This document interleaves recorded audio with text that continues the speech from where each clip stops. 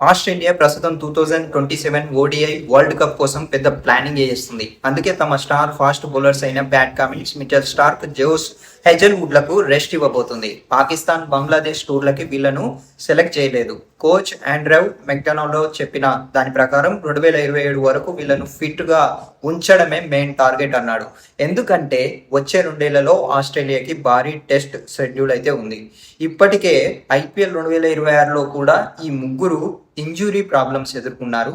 కామెన్స్ back injury, Hazlewood hamstring issue and Starc వచ్చేసి work load management కారణంగా కొన్ని మ్యాచ్లు మిస్ అయ్యారు. అయినా ఆస్ట్రేలియా మేనేజ్మెంట్ మాత్రం వీళ్ళ మీద ఫుల్ కాన్ఫిడెన్స్ పెట్టింది అండ్ ఫిట్గా ఉంటే 2027 వరల్డ్ కప్లో ఈ ఫేస్ అటాక్ మళ్ళీ డామినేట్ చేస్తుందని భావిస్తుంది.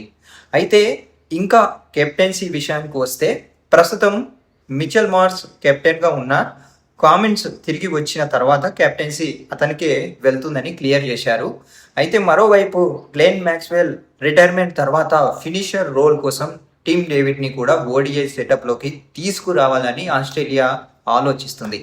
మొత్తానికి ఆసీస్ టీం ఇప్పటికి నుంచే మిషన్ 2027 వరల్డ్ కప్ మూడ్లోకి వెళ్ళిపోయింది.